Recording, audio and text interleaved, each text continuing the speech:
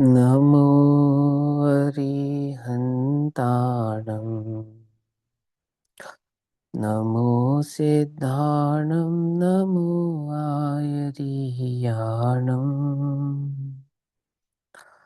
नमो अध्यायाणं नमो लोये सवसाहुणम्।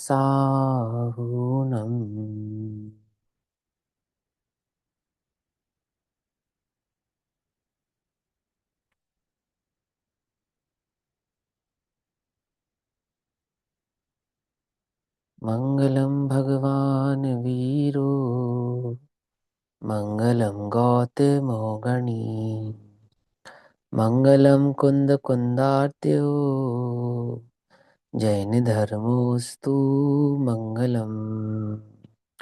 सर्वमङ्गल्यमाङ्गल्यं सर्वकल्याणिकारकं प्रधानां सर्वधर्माणां जैनं जयतु शासनम्।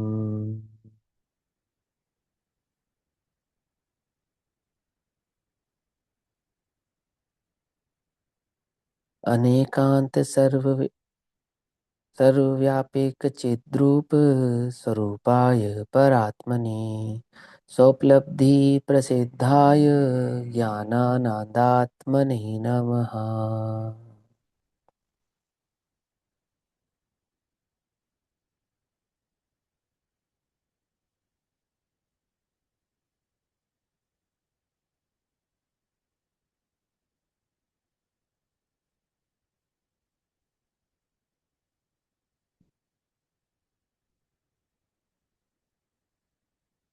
हमारी दोपहरकालीन कक्षा का विषय चल रहा है प्रोचन सारजी प्रमागम।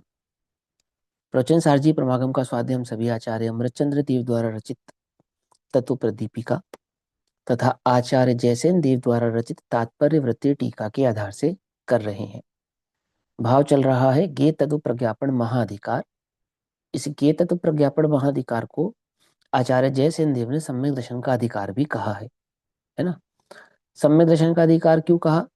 क्योंकि यह वस्तु स्वरूप को भली प्रकार से जानने पर इस जीव को निज चैतन्य तत्व की भी खबर होती है, अपने आत्म तत्व की खबर होती है, अर्थात वस्तु के स्वभाव की खबर होती है, और बिना वस्तु के स्वरूप को जाने सम्यक दर्शन प्रकट होता नहीं है। सम्यक दर्शन का अधिकार ज्ञान तत्व प्रज्ञापन, ज्ञेय तत्व प्रज्ञापन महाधिकार। और इस ज्ञेय तत्व प्रज्ञापन महाधिकार के अंदर द्रव्य सामान्य की ही चर्चा चल रही है। द्रव्य सामान्य प्रज्ञापन चल रहा है। 99 नंबर की गाथा है।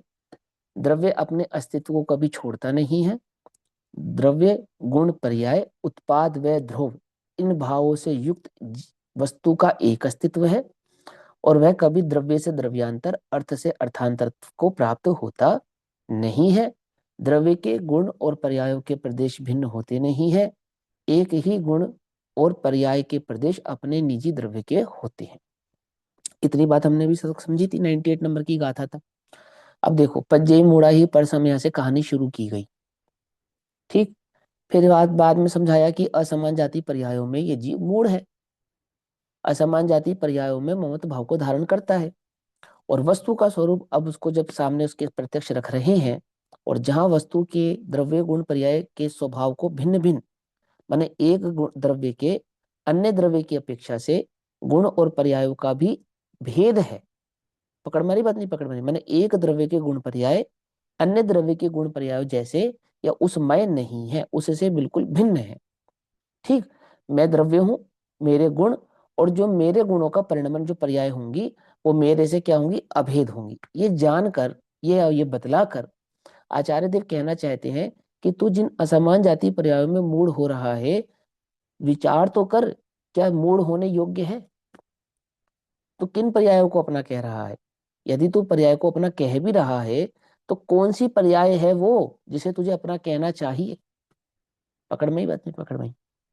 द्रव्य द्रव्य से द्रव्यांतरत्व को प्राप्त नहीं होने वाला, अर्थात एक द्रव्य दूसरे द्रव्य रूप नहीं होने वाला, एक द्रव्य दूसरे द्रव्य के कार्य को नहीं करने वाला, एक द्रव्य का परिणमन किसी अन्य द्रव्य के कारण नहीं होने वाला। तो ये जो तेरी असमान जाति पर्याय में तू मूढ़ हुआ बैठा है, जिस जिस क्रियाकलाप को तूने अपने समस्त क्रियाकलाप को छाती से लगाया हुआ है, तू विचार तो कर कि तू कौन सा द्रव्य है, तेरे कौन से गुण हैं, और उन गुणों की कौन सी पर्याय है जो तेरे से अभेदता को प्राप्त होंगी, और कौन सी पर्याय है जो तेरा स्वरूप नहीं है। आई बात समझ में? ऐसा भेद ज्ञान करा रहे हैं उसको। हालांकि भेद ज्ञान का एक अधिकार अलग से है ना, फिर भी यहाँ पर भी ये क्या समझाया जा रहा है, वस्तु स्वरूप समझाया जा रहा है कि जिनमें तेरा ममत्व भाव है, पहली बात तो वो द्रव्य नहीं है, पर्याय है ना, जिनको तू द्रव्य समझ रहा है। अभी पता है ना, द्वैणिक त्वणिक आदि, यानी कि हमने तो द्रव्य को द्रव्यांतर होता हुआ देखा है, या हमने देखा है कि एक द्रव्य से अन्य द्रव्य की उत्पत्ति होती है, ऐसा हमने लोक में देखा है, तो कहते हैं वो द्रव्य नहीं है, वो तो पर्याय है। और वो भी कैसी पर्याय है? असमान जाति द्रव्य पर्याय है, या समान जाति द्रव्य पर्याय है। और हम कह रहे हैं कि एक द्रव्य की जो उसकी निजी पर्याय है, जो उसके निजी गुण हैं, वो कभी अर्थांतरत्व अर्थात अन्यत्व भाव को प्राप्त होते नहीं है। वो तो बहुत स्थूल है जो तू देख रहा है, और देखकर उनमें निमग्न हो रहा है, ऐसा बताया आचार्य देव ने। अब आगे क्या कहते हैं, अब यह बतलाते हैं, इतना भाव समझाने के बाद 99 नंबर की गाथा में यह बतलाते हैं कि उत्पाद व ध्रुव्यत्व ध्रुव्यात्मक होने पर भी द्रव्य सत्य है। क्या कहते हैं कि अस्तित्व कैसा है द्रव्य का, कि उत्पाद वह होने पर भी ध्रुव्यात्मक है, अर्थात त्रियात्मक है। क्या कहेंगे? त्रियात्मक है। कौन? द्रव्य। कैसा होने पर? उत्पाद हो रहा है, वह हो रहा है, और ध्रुवता का नाश नहीं हो रहा है। तो किस उत्पाद वय को देखकर घबरा रहा है? तो कौन से वय के चक्कर से डर रहा है, और कौन से उत्पाद की प्रतीक्षा कर रहा है? क्या समझे? तो उत्पाद वय होता हुआ ध्रुव्य ही है। पकड़ में आई बात? नहीं पकड़ में? क्या कहते हैं, यह बतलाते हैं कि उत्पाद वय और ध्रुव्यात्मक होने पर भी द्रव्य कैसा है, अर्थात कभी अपने सत्य को खोता नहीं है, अर्थात उसके अस्तित्व का कभी वय होता नहीं है। आती बात समझ में? क्योंकि अन्यवादियों को क्या लगता है, जो वय है वो उत्पाद कैसे हो सकता है, जो उत्पाद और वय है वो ध्रुव कैसे हो सकता है ना। तो वैसे तो उदाहरण देकर स्वर्ण के उदाहरण से समझाया। आगे यहाँ पर भी इसको और विस्तार से कहते हैं कि द्रव्य कैसा है, उत्पाद वय होता हुआ ध्रुवात्मक सत्य है, अस्तित्व है उसका, ऐसा ही अस्तित्व है। तुम बिना उत्पाद वय का द्रव्य समझना मत, और ध्रुवता को देखना। उत्पाद वय से ध्रुवता में क्या नहीं होता, बाधा आती नहीं है। पकड़ में ही मत? उत्पाद वयता से क्या नहीं होता, ध्रुवता में बाधा नहीं आती, ध्रुवता का नाश नहीं होता। वय होता है परंतु ध्रुवता का वय नहीं होता। उत्पाद होता है परंतु ध्रुवता का उत्पाद नहीं होता। और द्रव्य कैसा है, उत्पाद व ध्रुव्यात्मक, ऐसा त्रियात्मक स्वभाव वाला एक सत है। ठीक, इस एक सत के स्वभाव को समझाने वाली 99 नंबर की गाथा, गुरुदेव कहते थे 99 के फेर से निकालने वाली गाथा, है ना। संसार का जो 99 का फेर है ना, उस 99 के फेर से निकालने वाली गाथा है गाथा नंबर 99। अभी जैसा आचार्य देव हमसे कहेंगे उसको सहज और सरल भाव से वैसा वैसा हम समझते जाएंगे। 264 नंबर का पेज, 99 नंबर की गाथा, तत्व प्रदीपिका टीका। सदवद सदवठिदं सहावे दवं दवस्य जो ही परिणामो अथेसु सो सहावो टिदि संभवना संबद्धो। द्रव्य अवस्थित है स्वभाव में, अतः द्रव्य का सत निज भाव। द्रव्य अपने स्वभाव को कभी छोड़ता नहीं है, अपने निज भाव में ही स्थित रहता है। इस बात को तुम्हें भली प्रकार से समझना चाहिए। तुम एक द्रव्य हो ना, या नहीं हो? कि मैं एक जीव द्रव्य हूं। कहते द्रव्य का स्वभाव कैसा है, कि द्रव्य अवस्थित है स्वभाव में। कैसा अवस्थित है? अतः द्रव्य अपने स्वभाव में अवस्थित है, इसलिए द्रव्य का सत निज भाव। जो सत है वो द्रव्य का अपना भाव है। कौन सा सत? उत्पाद सत, वय सत और ध्रुव्य सत। वो उसका अपना भाव है, निजी भाव है।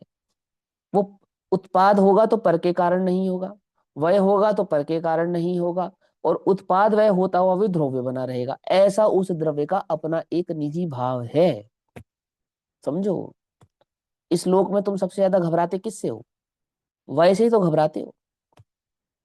चाहते क्या हो? उत्पाद ही तो चाहते हो, ऐसा हो ऐसा ना हो, जैसा हो रहा है वह विलीन हो जाए अथवा ऐसे का उत्पाद हो जाए। तो कहते हैं उत्पाद व ध्रुव ये वस्तु का स्वरूप और उसका सत्य है। ना तुझे उत्पाद की खबर है, ना तुझे वय की खबर है, और ना वस्तु की ध्रुवता की खबर है। जिसका वह होना ही है उसको तो तू ध्रुव बनाए रखना चाहता है, और जो वास्तव में ध्रुव है उसके स्वभाव को पहचानता नहीं है ना? द्रव्य अवस्थित है स्वभाव में, अतः द्रव्य का सत निज भाव। वह उत्पाद द्रव्यमय है, परिणाम द्रव्य का सहज स्वभाव। परिणाम माने पर्याय, परिणाम माने अवस्था, परिणाम माने द्रव्य, परिणाम माने गुण, परिणाम माने है, और परिणाम माने परिणमता हुआ, परिणाम माने अवस्थित। वह द्रव्य कैसा है? कैसा है कि वह द्रव्य अपने भाव से उत्पाद वह होता हुआ ध्रुवता को प्राप्त होता है, ऐसा है। आई वो समझ में? ठीक है, तो क्या कहा? द्रव्य अवस्थित है स्वभाव में, अतः द्रव्य का सत निज भाव। वह उत्पाद द्रव्यमय है, परिणाम द्रव्य का सहज स्वभाव। परिणाम किसको किसको कह रहे हैं? वह परिणाम, उत्पाद परिणाम और द्रव्य परिणाम। ठीक। द्रव्य, द्रव्य को भी परिणाम कहते हैं, गुण को भी परिणाम कहते हैं, पर्याय को भी परिणाम कहते हैं, अवस्था को भी परिणाम कहते हैं, परिणमन को भी परिणाम कहते हैं, स्थिति को भी परिणाम कहते हैं, अवस्थित को भी परिणाम कहते हैं। तो कहते हैं द्रव्य कैसा है? द्रव्य का अस्तित्व कैसा है? बोले उत्पाद व ध्रुव्यात्मक है, ऐसा है। अब इस बात पर, इस गाथा पर आचार्य अमृतचंद्र देव टीका करते हैं, अर्थात उसके स्वरूप को, इस गाथा के स्वरूप को विस्तार से समझाते हैं। 265 नंबर का पेज। और आचार्य अमृतचंद्र देव कहते हैं कि यहाँ, यहाँ माने इस संसार में, इस विश्व में, इस यूनिवर्स में, इन तीनों लोक और तथा आलोक में स्वभाव से, अपने अपने भाव से, नेचर से, बाय नेचर, देखो बहुत ज्यादा, जब कहे स्वभाव तो मतलब त्रिकाल स्वभाव, स्वयंभू, किसी के द्वारा बनाया नहीं गया, आदि आदि, ये जितने भी सिद्धांत पीछे सीखे ना, एक स्वभाव से सब समझ में आ जाना चाहिए आपको। हमने कहा द्रव्य स्वभाव, तो उसमें क्या क्या निहित हो गया? द्रव्य निहित हो गया, गुण निहित हो गया, पर्याय निहित हो गई, उत्पाद व ध्रुवता उसमें निहित हो गई, अनादि निधनता, निरपेक्षता, स्वयंभूता, ये सब उसमें निहित हो गई। ठीक है ना? ये बार बार समझाने की आवश्यकता तो नहीं है ना? तो क्या कहते हैं यहाँ विश्व में? स्वभाव में नित्य अवस्थित होने से द्रव्य सत्य है। द्रव्य अपने स्वभाव में नित्य अवस्थित रहता है, नित्य उपस्थित रहता है, नित्य विराजमान रहता है, इसलिए वो कैसा है? सत्य है, अर्थात उसका अस्तित्व है। कैसा अस्तित्व है? जैसा स्वभाव है वैसा अस्तित्व है। स्वभाव कैसा है द्रव्य का? तो हमने पिछली गाथाओं में विस्तार से समझा। गुणात्मक, पर्यायात्मक, उत्पाद व ध्रुव्यात्मक, वह द्रव्य का एक निज सत स्वभाव है। सिद्ध और सत दोनों मिलाओ तो क्या बन गया? स्वभाव। ठीक, सिद्ध और सत किसको कहा? पिछली गाथा में समझाया था ना, 98 नंबर की गाथा में। सिद्ध है और सत है, सिद्ध और सत दोनों मिलाए तो क्या बन जाता है? कि मिलाना क्या है? एक ही है, स्वभाव है, मिलाने से नहीं है। मिलाए तो दो द्रव्यों को जाता है। यहाँ तो एक प्रदेशात्मक, क्या कहा? एक प्रदेशात्मक, एक प्रदेशात्मक मतलब एक प्रदेश वाले, गिनती वाला एक नहीं, अर्थात जिनका एक ही प्रदेश भाव हो। माने द्रव्यों का प्रदेश, वही गुणों का प्रदेश, वही पर्यायों का प्रदेश। एक प्रदेशात्मक जो वस्तु है, जो प्रदेशों की संख्या से असंख्यात प्रदेशी है, ऐसा वो जो जीव द्रव्य है, अथवा वह जो पुद्गल द्रव्य है, अथवा वह जो अन्य अन्य द्रव्य हैं, वे सब कैसे हैं? अपने स्वभाव में अवस्थित हैं। उन सब का एक स्वभाव सत है। कौन सा एक स्वभाव? महासत्ता वाला एक स्वभाव, उत्पाद व ध्रुव, गुण और पर्याय।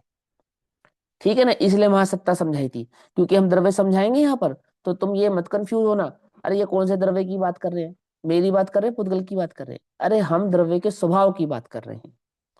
तो छह द्रव्यों का एक ही स्वभाव है। क्या कहा? जीव का स्वभाव भिन्न और पुद्गल का स्वभाव भिन्न है ना, या नहीं?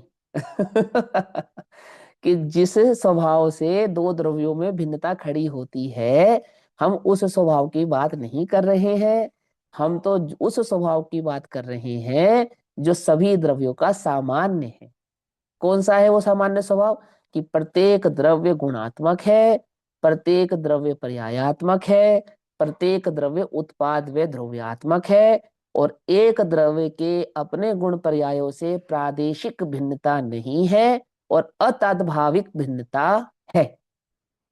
ठीक, मुश्किल तो नहीं है, ये शब्द तो याद हो गए होंगे अब, है ना? हाँ चलो, अब कहते हैं स्वभाव द्रव्य का, जो स्वभाव है ना, स्वभाव वो द्रव्य का कैसा है? कि ध्रुव उत्पाद विनाश की एकता स्वरूप परिणाम है। माने एकता स्वरूप, एकता स्वरूप कैसी अखंडता है द्रव्य के भीतर? कि उत्पाद वय और ध्रुवता के बीच में गैप नहीं है। क्या नहीं है? क्या नहीं है? गैप नहीं है, अंतर नहीं है। जिस समय द्रव्य ध्रुव है उस ही समय द्रव्य उत्पाद वय युक्त भी है। जिस समय द्रव्य उत्पाद वय युक्त है उस ही समय द्रव्य ध्रुव्य भी है। ऐसा उस द्रव्य का एकतामय स्वभाव है। ऐसा नहीं है कि एक समय ध्रुव, अगले समय उत्पाद और अगले समय वय, ऐसी खंडता इस द्रव्य में नहीं। द्रव्य कैसा है? अब देखो एक बात समझना, जब हम उत्पाद और वय समझाते हैं तो हमें उसमें एक समय भेद डालना पड़ता है। क्या उत्पाद? एक समय उत्पाद और अगले समय, एक अगले समय जो उत्पाद हुआ वो पिछली पर्याय का वय और एक पर्याय का उत्पाद, ऐसा समझाना पड़ता है नहीं समझाना पड़ता? मैं उसका विस्तार भी यहाँ करना नहीं चाहता क्योंकि आगे और मजेदार भाव समझाना है, तो मैं ज्यादा विस्तार नहीं करना चाहता। आप लोग जानते ही होंगे, नहीं जानते होंगे तो आगे आ जाएगा। उत्पाद व्यय में एक भिन्नता डाली जाती है कि जिस काल में उत्पाद है अगले समय में माने वय और नवीन पर्याय का उत्पाद, उनका समय तो एक करती है।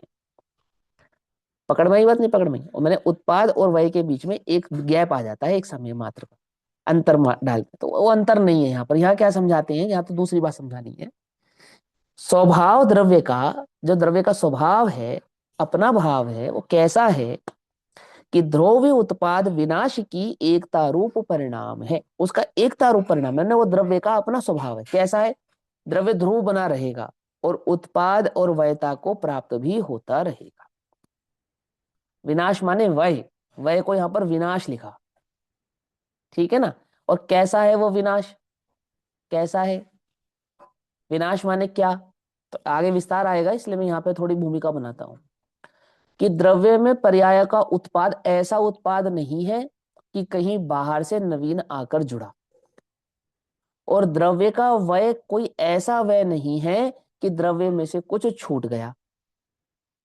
पकड़ में ही बात? नहीं पकड़ में? है ना? ऐसा वयपना नहीं कि द्रव्य में से कुछ गया, और ऐसा उत्पाद नहीं कि द्रव्य में कुछ आया। आ रही बात समझ में या नहीं समझ में आ रही है ना? कैसा है? वो ध्रुव बना हुआ द्रव्य का एक परिणाम है। उत्पाद भी है, वय भी है और ध्रुव्य भी है। आगे क्या कहते हैं देखो, जैसे द्रव्य का वास्तु, क्या कहा? द्रव्य का वास्तु, गलत तो नहीं प्रिंट हो गया यहाँ पर? वस्तु होना चाहिए था मेरे ख्याल से, है ना? प्रदेश की क्या? अपेक्षा उन्हें वास्तु कहा है। हाँ, समझ आई बात? वास्तु माने क्या? वास्तु माने वो पूरा पश्चिम उत्तर दक्षिण वाला वास्तु नहीं, है ना? देखो, जब किसी के स्ट्रक्चर की बात करते हैं ना तो स्ट्रक्चर को वास्तु कहते हैं। ठीक, तो जो द्रव्य का ढांचा है, जो स्ट्रक्चर है द्रव्य का, वो क्या है? वो द्रव्य के प्रदेश है। पकड़ में ही बात? प्रदेशों से द्रव्य के स्ट्रक्चर या ढांचे को समझा जाता है। प्रदेशों के कारण ही द्रव्य को वस्तु कहा जाता है, और वस्तु का जो धारक है वो कौन हो जाता है? वो वास्तु हो जाता है। पकड़ में ही बात? वास्तु माने जो वस्तु भाव को धारण किए हुए है, कौन है वो प्रत्येक द्रव्य है। पकड़ में आती ना? तो जो द्रव्य का स्ट्रक्चर है यानी कि उसका जो प्रदेशात्मक भाव है, बिना प्रदेश के वस्तु होगी नहीं। प्रदेश इतनी अनिवार्य वस्तु है, क्योंकि प्रदेश के बिना हम क्या नहीं कर सकते? वस्तु को माप नहीं सकते। आ रही बात समझ? वस्तु की जो मोटाई है, चौड़ाई है, वो किसके बिना नहीं मापी जा सकती? प्रदेशों के बिना मापी नहीं जा सकती। इसलिए प्रत्येक द्रव्य कैसा है? प्रदेशात्मक है। और प्रदेश ही वो ऐसी चीज है जो एक द्रव्य को अन्य द्रव्य से भिन्न करती है। पकड़ में बात? प्रदेश ही वह वस्तु या वो चीज है द्रव्य के पास जो गुण और पर्यायों को रहने का स्थान देती है। पकड़ना, ध्यान से समझना बात को। प्रदेश के बिना क्या है? कुछ नहीं है। प्रदेश ही वस्तु है। और प्रदेश कैसा है? कि प्रत्येक प्रदेश अनंत गुणात्मक, पकड़ा देना ध्यान से, है ना? और अनंत गुणात्मक होता हुआ प्रति समय की पर्यायात्मक स्वभाव वाला है। ऐसा उस वस्तु के पास एक प्रदेश है क्या? कि प्रत्येक वस्तु के पास भिन्न भिन्न प्रदेश भाव है। जीव की बात करें तो असंख्यात प्रदेश ही है। आकाश की बात करें तो अनंत अनंत प्रदेश ही है। उद्गल की बात करें तो एक प्रदेश ही है। आकाश धर्म और अधर्म की बात करें तो असंख्यात प्रदेश ही है। और काल की बात करें तो प्रत्येक काल कालाणु भाव वाला है। एक एक प्रदेशी है, ऐसा भी कह सकते हैं। ठीक है ना? अब क्या कहते हैं देखो, जैसे द्रव्य का वास्तु समग्रतया एक होने पर भी, क्या कहा? एक वस्तु है, उस वस्तु, मान के चलो जीव द्रव्य है, तो जीव द्रव्य के असंख्यात प्रदेश है। तो समस्त प्रदेश जितने असंख्यात प्रदेश है ना, असंख्यात के असंख्यात प्रदेश एक है या असंख्यात है? तो वो बोलेंगे गिनती की अपेक्षा से असंख्यात होने पर भी अखंडित है, अर्थात खंडित नहीं होते हैं। आती है वो समझ में? अखंडित है ना? अभी आगे तो उदाहरण आएगा, मैं थोड़ा उदाहरण आपको थोड़ा सा समझाता हूं। ये देखो, ये रुमाल है ना? तो ये रुमाल कैसे बनाए? कैसे बनाया ये रुमाल? धागों से बनाए ना? धागों से बनाए, नहीं बना? हाँ। तो धागे कैसे पड़े इसमें? एक धागा तो पड़ा है आड़ा, दाएं से बाएं, और एक धागा पड़ा है ऊपर से नीचे, ऐसे ऐसे ऊपर से नीचे और दाएं से बाएं, ऐसे धागा पड़ा है ना? ठीक है। अब मान के चलो धागों के कारण ब्लॉक बन गया ना इसके अंदर, एक एक स्क्वायर जैसा ब्लॉक बन गया ना कपड़े के अंदर, है ना? उस एक एक ब्लॉक को एक एक प्रदेश समझ लो आप। एक एक ब्लॉक को एक एक प्रदेश समझ लो। अब ये बात बड़ी ध्यान से समझना, वस्तु के आत्म द्रव्य की हम बात कर रहे हैं। आत्मा के प्रदेश संसार अवस्था में निरंतर घूमते हैं, नहीं घूमते हैं? घूमते हैं ना, है ना? तो फिर जब प्रदेश घूमते हैं तो ऊपर का प्रदेश नीचे और नीचे का प्रदेश ऊपर, और आगे का प्रदेश पीछे, पीछे का प्रदेश आगे, ऐसे होता होगा नहीं होता होगा? जब प्रदेश घूमेंगे तो घूमते हुए प्रदेश आगे पीछे नहीं होंगे? असंख्यात प्रदेश हैं तो, क्या समझे? ये होता है, वो अखंड है, सारे प्रदेश हाँ। अब वो, ऐसे। अब यहां ये समझानी है बात कि वस्तु के प्रदेश अखंड होते हैं। कैसे अखंड होते हैं? जैसे ही इस रुमाल के प्रदेश अखंड हैं। अब देखो, ये रुमाल मैंने फोल्ड किया ऐसे, ऐसे फोल्ड कर दिया, तो जो प्रदेश यहां था वो नीचे चला गया, नहीं चला गया? नहीं गया? क्या? समझ में आई बात, नहीं समझ में आई? ये प्रदेश जहां था वहीं रहा, अपने अपने द्रव्य में जहां फिक्स था, ये प्रदेश अपने द्रव्य में वहीं फिक्स रहा। अब जैसे आत्मा बड़े शरीर में जाएगा तो फैलेगा, और छोटे शरीर में आएगा तो सिकुड़ेगा, है ना? संकोच विस्तार होगा ना। इस रुमाल को मुझे जेब में रखना है, तो कैसे रखूंगा? कि मैं इसको करूंगा फोल्ड। ये मैंने फोल्ड किया। अब इसके प्रदेश बिखर गए, आगे पीछे हो गए या नहीं हो गए? पकड़ में ही बात, नहीं पकड़ में? प्रदेश आगे पीछे नहीं हुए। जो धागा, जो ताना और जो बाना जहां फिक्स था वहीं रहा। अब ये वस्तु घूम रही है तो प्रदेश आगे पीछे हो रहे नहीं हो रहे हैं? आगे पीछे हो रहे नहीं हो रहे? नहीं हो रहे। अखंडता। पकड़ मारी बात, नहीं पकड़ में? जीव की अपेक्षा से समझा रहा हूं। जीव प्रदेश है ना, में जीव क्या पूरा असंख्यात आत्मा ही प्रदेश। घूम रहा है? हाँ, यही पूरा तो। आत्मा ही घूम रहा है, हम मतलब अपने। हाँ हाँ, शरीर से मत देखो, आत्मा से देखो। जब शरीर घूमता है तो तुम्हें क्या लगता है? सर नीचे पांव ऊपर, है ना? हम कह रहे हैं द्रव्य की बात, तुम जा रहे हो पर्यायों में, असमान जाति पर्याय को द्रव्य समझ रहे हो, ये गड़बड़ हो रही है। आती है, वो समझ में नहीं आती। ये मुट्ठी बंद करी, तो ये जो स्किन के प्रदेश थे ये आगे पीछे हुए या नहीं हुए? नहीं हुए। किसी भी द्रव्य के जो प्रदेश है, ध्यान से समझना, कैसे अखंडित है कि आगे पीछे होते नहीं है, दाएं बाएं होते नहीं है। जो प्रदेश उस द्रव्य का जहां है, वह प्रदेश उस द्रव्य का वहीं रहता है, यहां वहां होता नहीं है। संकोच विस्तार की शक्ति तो है आत्मा में, संकोच विस्तार तो होता है, लेकिन प्रदेशों में आगे पीछे पिना होता नहीं। अब तुम क्या समझते हो कि संकोच विस्तार कैसे होता है, कि जो प्रदेश ऊपर होता है वो अंदर चला जाता है, नीचे चला जाता है? ऐसा नहीं होता। भैया जी, हाँ बताओ। प्रदेशों के मामले में डॉक्टर साहब ने एक बात कही थी कि प्रदेश घूमते हैं, बहुत तेज हाँ, गति घूमते तेजी हैं। से घूमते हैं। हाँ, तो एक प्रदेश घूमता है या बहुप्रदेशीय आत्मा घूमता है? अष्ट प्रदेश वो स्थिर है, वो तो सॉरी। समझ में ही बात नहीं समझ में आई? हम्म। प्रदेश घूमते हैं, तो एक एक प्रदेश घूमता है, या वो बहुप्रदेशीय आत्मा घूमता है? माने मेरे आत्म में आत्म द्रव्य हूँ, कोई एक प्रदेश तो घूम रहा है और बाकी प्रदेश नहीं घूम रहे, ऐसा होता है क्या? नहीं, ऐसा तो नहीं होता। नहीं होता। ऐसा तो नहीं होता। अब कर्णान युग की शैली ऐसी है, बोला ऐसा जाएगा कि प्रदेश घूमते हैं, क्या हम्म। समझे? अब हम्म। वास्तव में प्रदेश घूमता है या द्रव्य घूमता है? तो भैया नहीं समझे? द्रव्य घूमता है का क्या भाव होगा, द्रव्य कैसे घूमता है? अरे अभी बताया ना, अभी रुमाल के उदाहरण से समझाया ना। तुम आत्मा घूम रहा है निरंतर, और तुम उसको पर्याय से समझोगे, देह से समझोगे तो गड़बड़ हो जाएगी। जैसे शरीर घूम रहा है ऐसा नहीं। इसी से तो आत्मा की सूक्ष्मता, आत्मा की अखंडता, ये सिद्ध करनी है। इसलिए मैंने जानबूझ के वो घूमने वाली बात उठाई यहाँ पर। समझे या नहीं समझ में बात? बात हमें क्या लगता है, आत्मा तो है स्थिर और प्रदेश घूम रहे हैं, क्यों? यही लगता है ना तुम्हें? अब आत्मा को प्रदेश से तुमने भिन्न कर दिया, नहीं कर दिया? कैसे भेद कर दिया जा रहा है, मुझे समझाना। प्रदेश के बिना कोई वस्तु ही नहीं होती। क्या घूम रहा है? गुण घूम रहे हैं, पर्याय घूम रही है, क्या घूम रहा है उसमें? प्रदेश तो तुमने स्थिर कर दिए, मैंने आत्मा को तो तुमने माना स्थिर, तो तुमको लगता है एक आकार आत्मा है और आकार के अंदर प्रदेश घूम रहे हैं, ऐसा तुमने इमेजिनेशन किया आत्मा के संदर्भ में। बोलो सही क्या है, गलत किया है?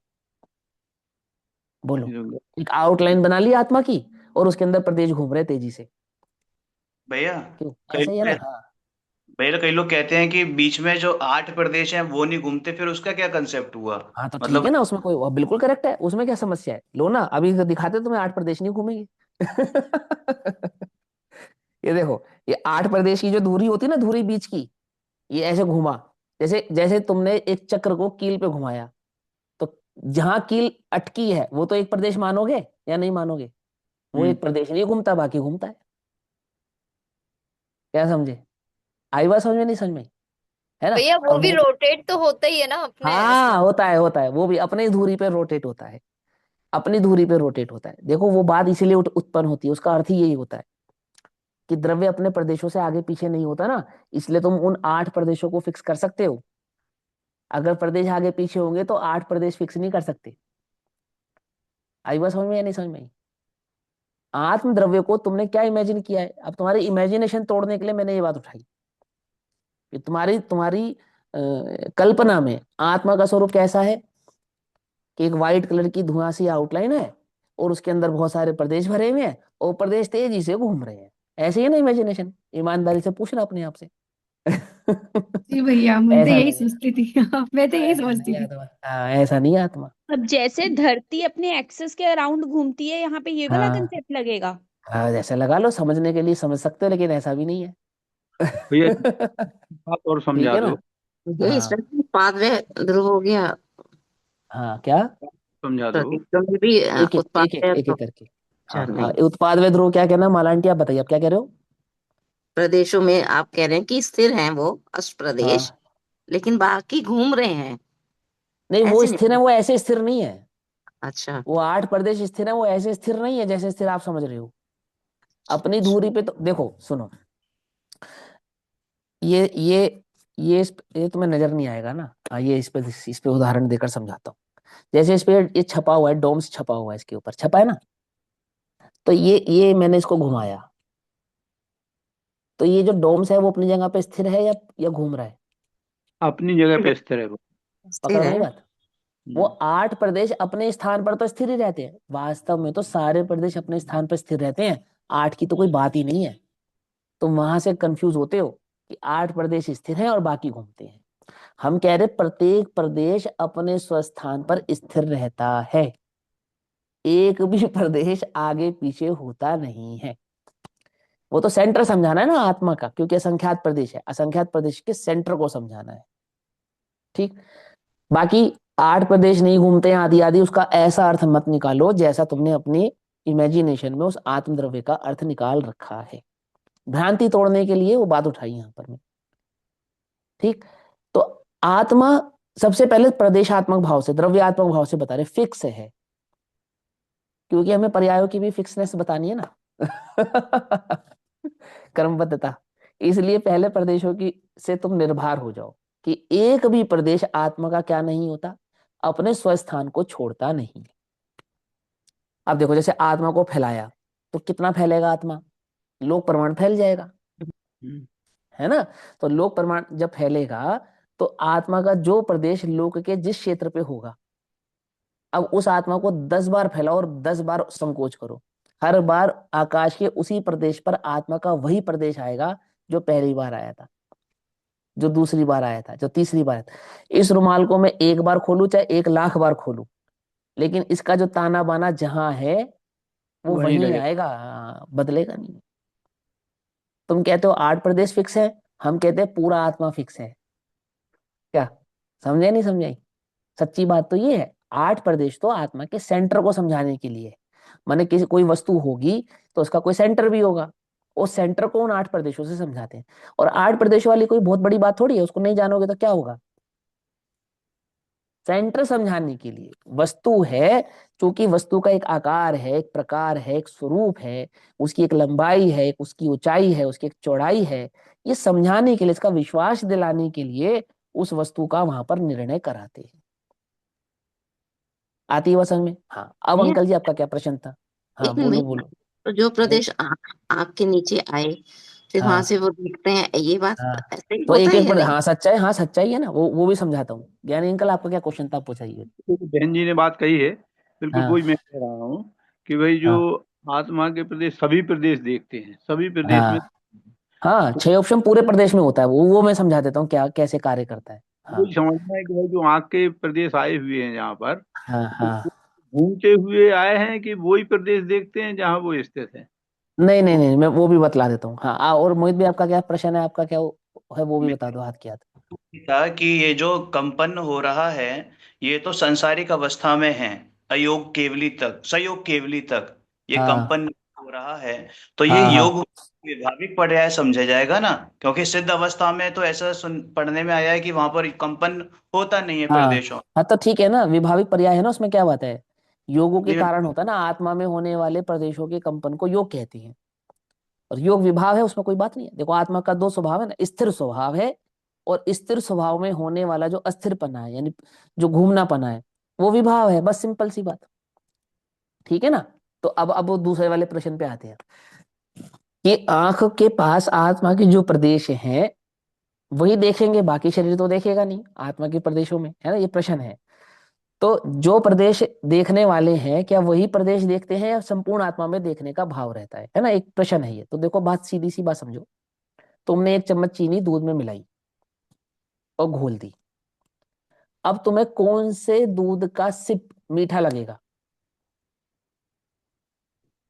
सभी बोलो। पूरा का पूरा, पूरा का पूरा का पूरा। पूरा कैसे मीठा लगेगा? पूरा देखेंगे मीठा नहीं लगेगा, जो देखेंगे। जो जुबान पे टच होगा वो मीठा लगेगा। हाँ ठीक है ठीक है। पकड़ो यार, अब आगे। वो मीठा है जो जुबान पे टच हुआ है या दूध मीठा है?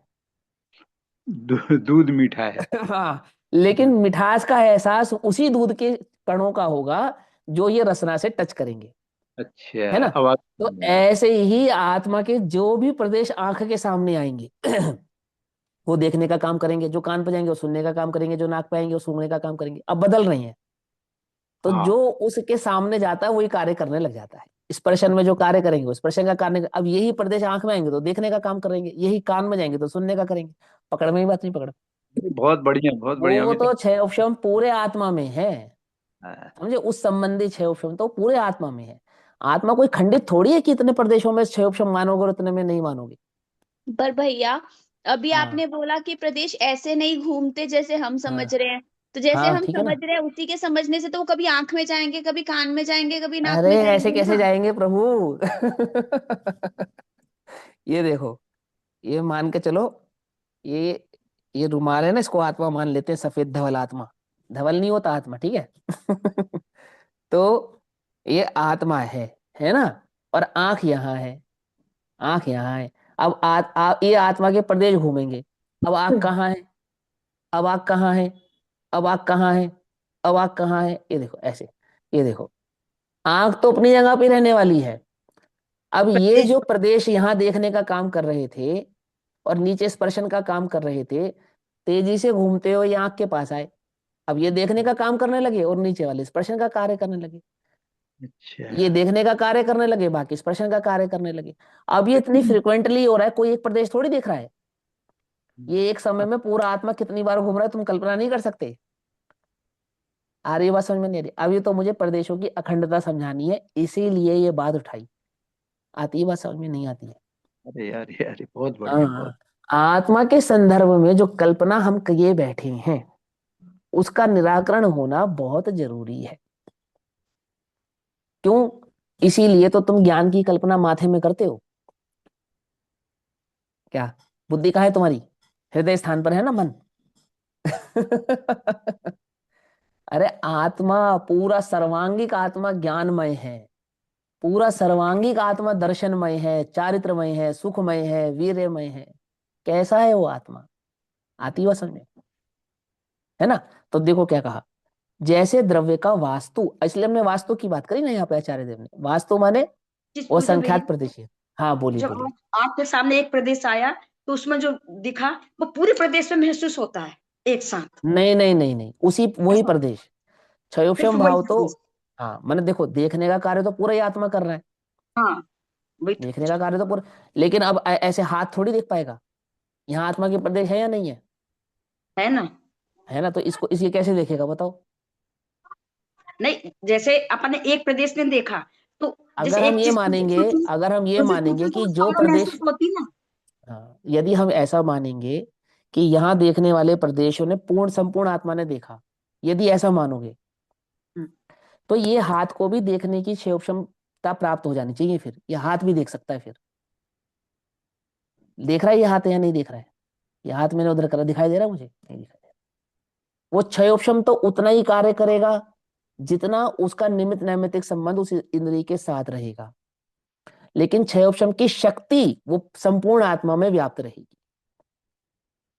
समझे? जैसे अब जुबान टेस्ट लेगी तो छूकर थोड़ी बता पाओगी खट्टा या मीठा है। बोलो। अब घर पे कोई वस्तु बनती है, कोई व्यंजन बनता है, तो हमारे हाथ पे टपकाया जाता है, टेस्ट करके बताओ कैसा है। या चम्मच में दिया जाता है, टेस्ट करके बताओ कैसा है। तो मान लो तुम्हारे हाथ पे टपकाया, तो हाथ को स्वाद आ जाना चाहिए तुरंत?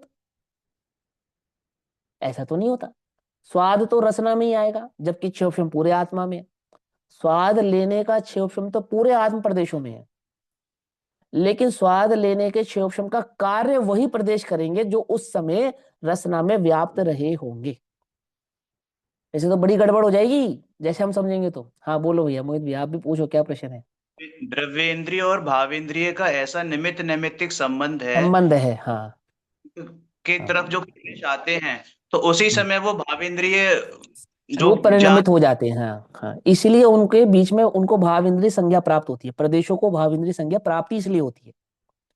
ठीक है ना। नहीं तो आंख का काम कान करेंगे, कान का काम नाक करेगी, नाक का काम हाथ करेगा, कोई भी इंद्रिय किसी का भी कार्य करने लगेगी। तो क्षयोपम की शक्ति तो पूरे आत्मा में है, और उसकी जो वृत्ति होगी, उस क्षयोपम की जो प्रकटता होगी, वो निमित्त नैमित्तिक संबंध की अपेक्षा से। कि अब द्रव्येंद्रियों का घात हो जाए तो क्या मैं देखते ही रहूंगा? कैसे देखूंगा बोलो? द्रव्येंद्रिय का घात हो जाए तो सुनाई नहीं देगा, जबकि सुनने की क्षमता पूरे आत्मा में थी। ठीक है।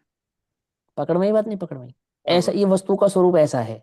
इस प्रकार से तत्व कार्य करता है, ये आत्मदेह देह में कार्य करती है। आई बात समझ में? अभी नहीं समझ में आई?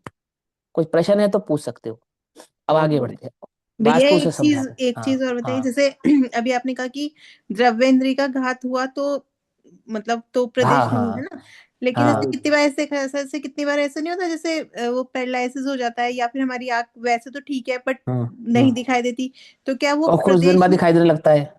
नहीं नहीं, जैसे सपोज किसी की आंख ही चली गई या कुछ भी है हाँ मतलब, हाँ तो हाँ। क्या इसका मतलब कि वहां तक आत्मा के प्रदेश नहीं पहुंचे आत्मा के होंगे? प्रदेश तो गए, पर आत्मा के प्रदेशों का वो क्षय उपशमिक भाव, बस। जो क्षय उपशम था, वो क्षय उपशम घट गया वहां पर। अच्छा। हाँ, ये क्षय उपशम घट गया। ये निमित्त नैमित्तिक संबंध को समझाने के लिए है, समझे? मैंने तुम्हें वस्तु, तभी तो समझा रहे हैं, तुम्हें वस्तु समझने में बुद्धि लगाओ, स्वाध्याय का समय बढ़ाओ। एक एक अनुयोग को अच्छा नहीं है और एक अनुयोग को अच्छा है, ऐसा चक्कर में मत पड़ो, कल्पना करते रह जाओगे, आत्मा की स्वरूप समझ में नहीं आएगा।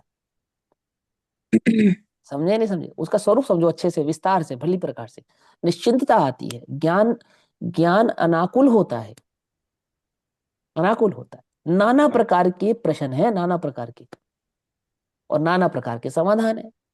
कहाँ से होंगे? पढ़कर। बोलो। अच्छा। एक 16 वर्ष का युवक, 14 वर्ष का युवक अपनी जिज्ञासाओं का समाधान लेकर किसी 14, 15, 16 वर्ष के युवक के पास ही जावे, तो क्या समाधान लेकर आएगा?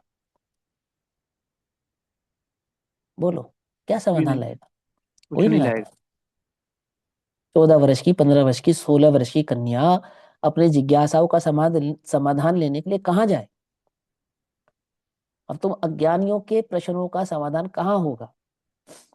कहीं नहीं मिथ्या होगा, दृष्टियों के प्रश्नों का समाधान कहाँ होगा? ज्ञानियों के कहीं नहीं। सम्यक पास। ज्ञान के ज्ञानियों आलोक में के होगा। पास ही होगा। हाँ, सम्यक ज्ञान के आलोक में होगा। चलो। मिथ्या ज्ञान में उठाए गए प्रश्नों का समाधान कहाँ है? सम्यक ज्ञान के आलोक में है। आई बात समझ में या नहीं समझ में आई? इसलिए सर्वोपरि क्या है? आगम सर्वोपरि है, इसलिए है। मैं एक तो चीज पूछ रही भाई साहब, हाँ जैसे अपन बोलो। शक्कर डाली तो शक्कर नीचे जाके घुरी, या वो जो हाँ हुआ मतलब मिठास, तो पूरा दूध मिठास हुआ ना। ऐसे एक हाँ, पूरा प्रदेश जब संबंध पूरे में है, उस समय दिखाना अपन को उसका हाँ देखो, निश्चित शक्ति हो गई, शक्ति है। शक्ति हो गई। हाँ, वो शक्ति है आत्मा के संपूर्ण प्रदेशों में। देखने की शक्ति है, सुनने की शक्ति है, सूंघने की शक्ति है, पर उसकी जो अभिव्यक्ति होगी, अभिव्यक्ति होगी, वो कहाँ होगी? वो अपने द्रव्य इंद्रिय के निमित्त से होगी। पूरा दूध मीठा है, पूरे दूध की मिठास नहीं ले सकते आप। उतने ही दूध की मिठास आएगी जो जुबान पर लगेगा। हाथ में गिरा दूध तो मीठा क्यों नहीं लग रहा आपको? लगना चाहिए ना। क्या समस्या है? नहीं लगेगा, अभिव्यक्ति वहां हो। हाँ भैया, आपको क्या प्रश्न पूछना है, आप भी पूछ लो।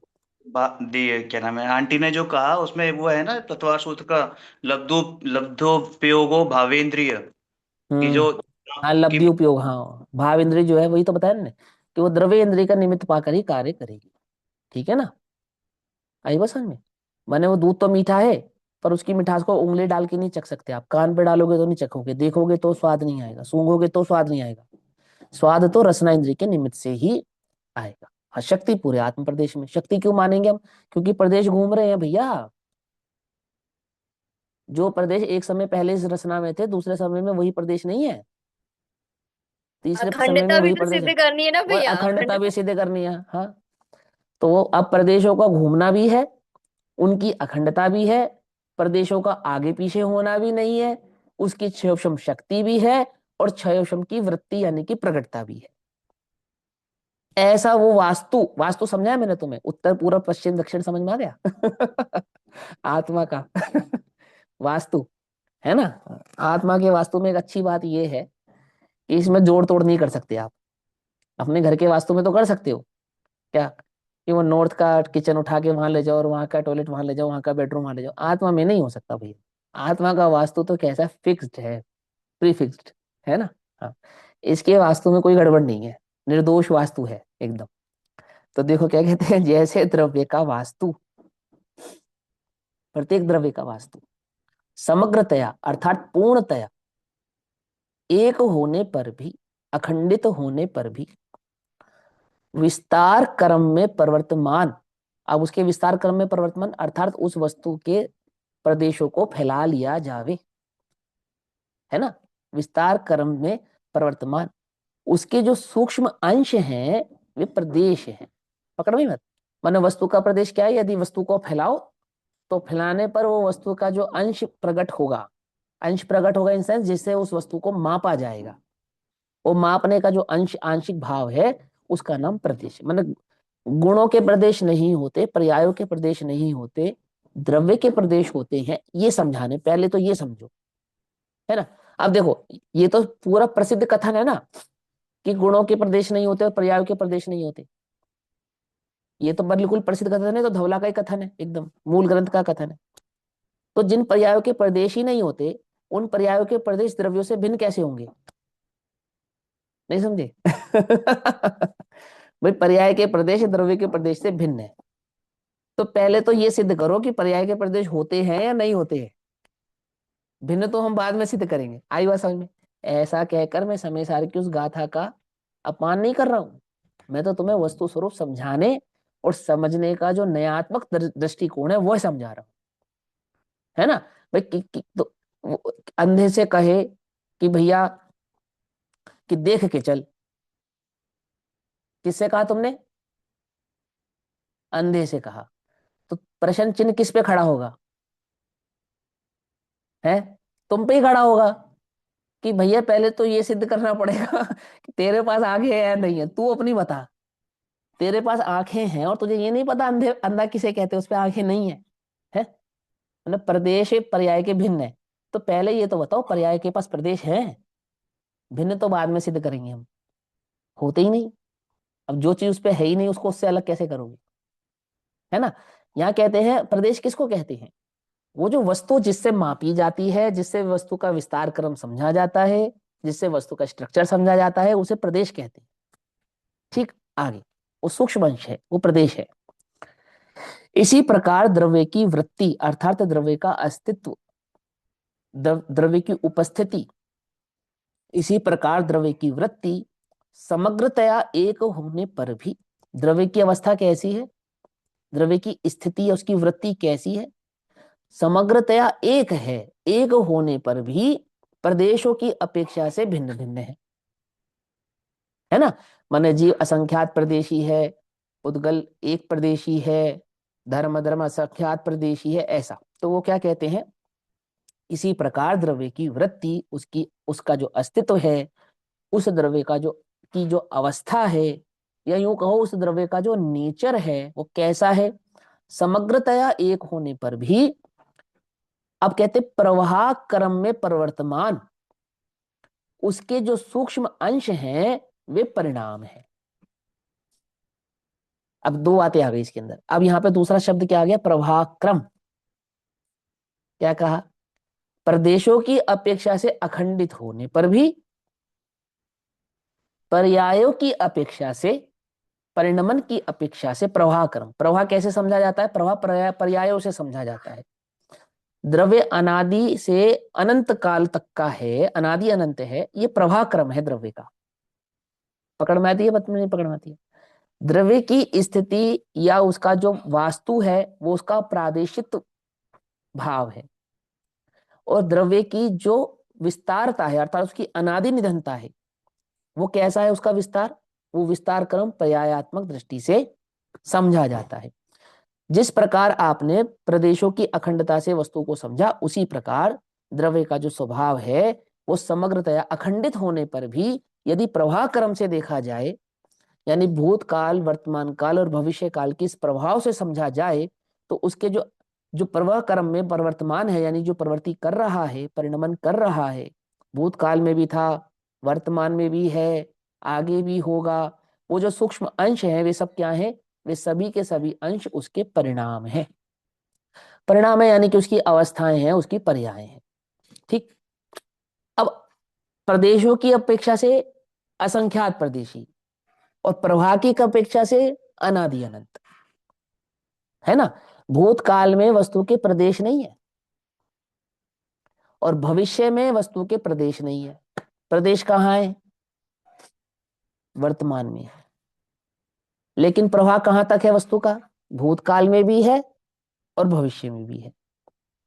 पकड़ में बात नहीं? पकड़ में। प्रदेशों की अखंडता होने पर भी वो जो प्रवाह है वो कैसा है?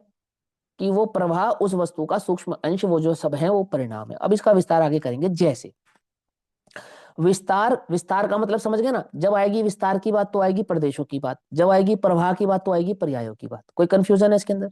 सिंपल एकदम। विस्तार कैसे मापेंगे? प्रदेशों से। प्रवाह कैसे मापेंगे? पर्यायों से। 2 शब्द याद कर लेना, हर गाथा में कुछ नया सीखने को मिलेगा तुम्हें। प्रदेश सो विस्तार, विस्तार सो प्रदेश, प्रवाह सो पर्याय, पर्याय सो प्रवाह। ठीक। तो कहते हैं जैसे विस्तार क्रम, अब विस्तार क्रम किसका मतलब हो गया? प्रदेशों की अपेक्षा से। तो जैसे विस्तार क्रम का कारण प्रदेशों का परस्पर व्यतिरेक है। परस्पर व्यतिरेक माने, व्यतिरेक किसे कहते हैं? भिन्नपना। भिन्नना, भिन्नपना। यानी असंख्यात प्रदेश तभी काउंट करे जा सकते हैं जब प्रदेशों में गणना की जा सके। 1 प्रदेश, 2 प्रदेश, 3 प्रदेश, 4 प्रदेश, 5 प्रदेश, 6 प्रदेश, तो व्यतिरेक है ना, लेकिन अखंड है। 1 प्रदेश, 2 प्रदेश, 3 प्रदेश, ये मेरी 5 उंगलियां हैं। अब अंगूठा कहाँ पे है इस समय? राइट में। अब अंगूठा कहाँ चला गया? लेफ्ट में चला गया, नहीं चला गया? प्रदेश बदल गया, नहीं बदल गया अंगूठे का? क्रम बदल गया, नहीं बदल गया? नहीं बदला। पकड़ में आई बात? हाँ, है ना, क्रम नहीं बदला।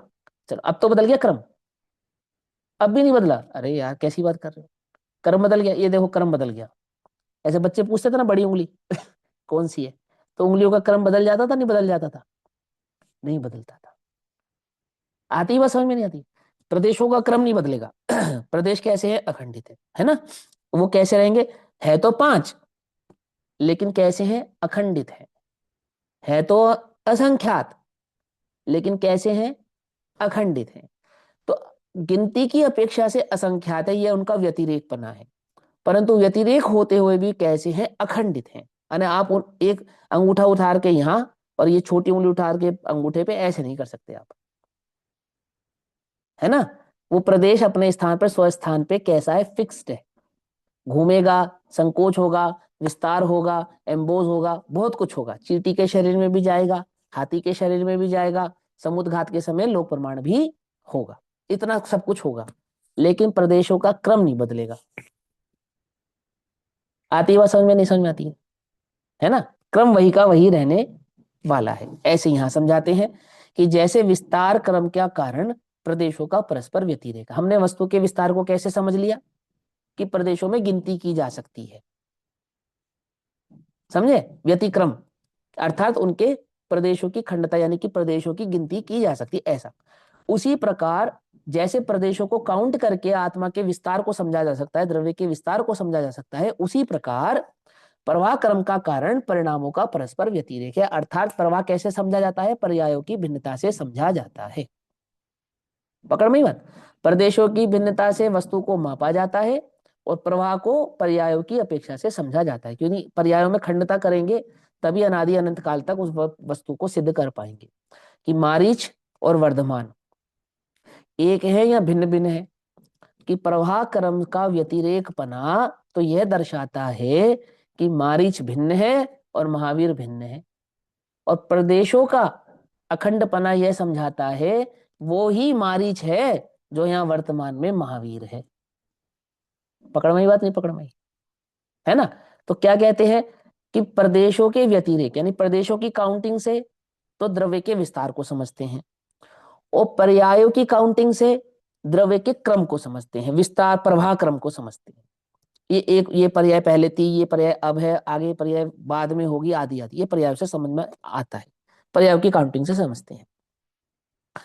एक और उदाहरण देकर समझाता हूँ, देखो सुनो। भैया यहाँ पे पर्याय भी असमान जाति द्रव्य पर्याय लिया ना? नहीं नहीं नहीं, समान जाति।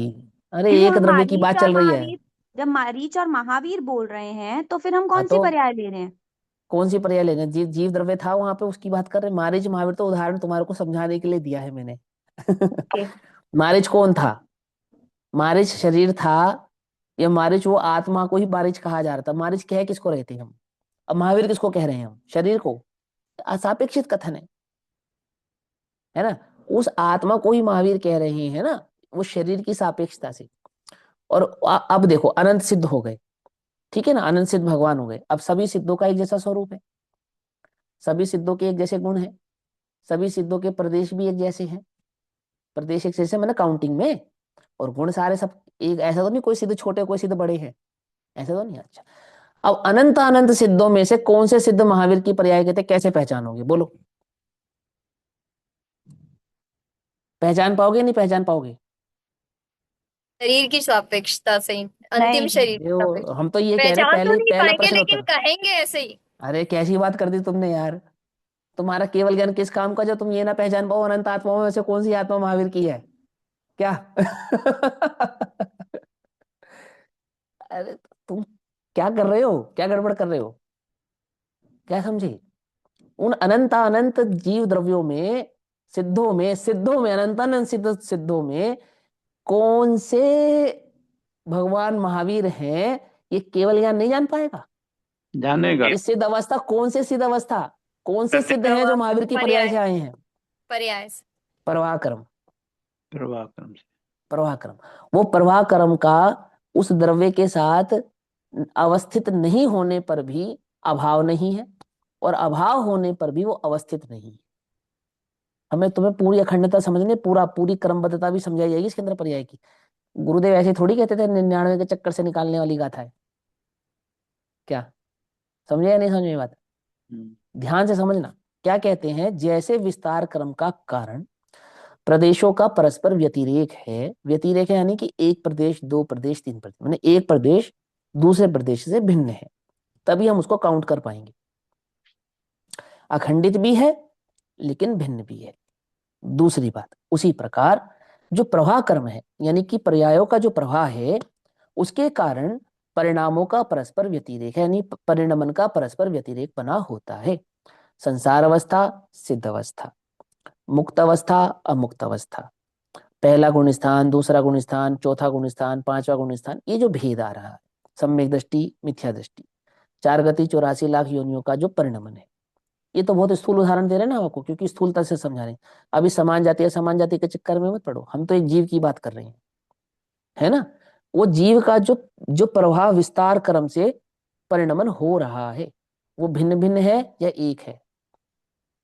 बोलेंगे भिन्न भिन्न। एक जीव द्रव्य का भिन्न भिन्न है, क्योंकि यहाँ पे उत्पाद व्यय के साथ ध्रुवता को समझाना है ना, उत्पाद व्यय के साथ ध्रुवता को समझाना नहीं समझाना।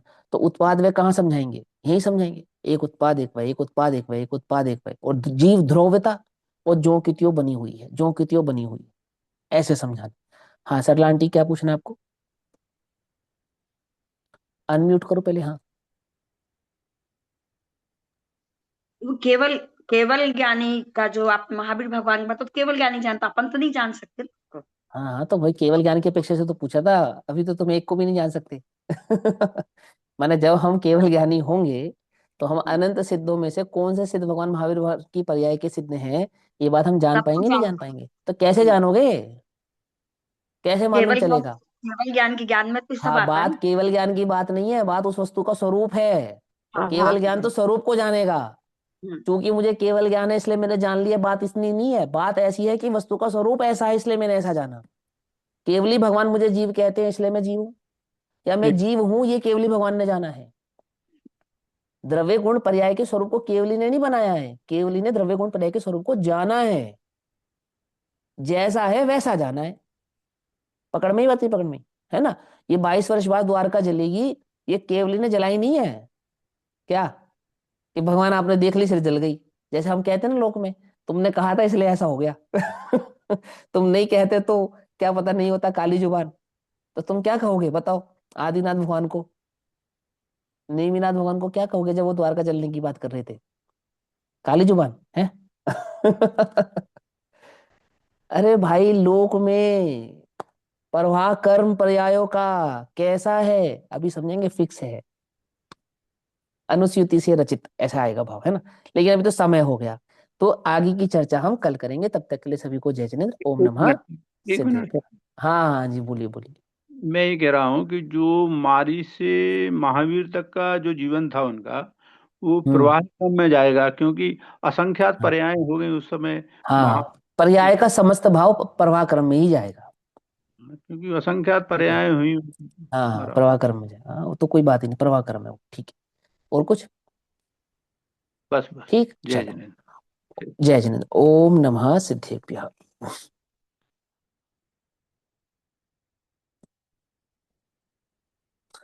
निज निधि निज में बताई, यह अनंत उपकार है, उसके लिए जिनवाणी माँ को वंदना शत बार है।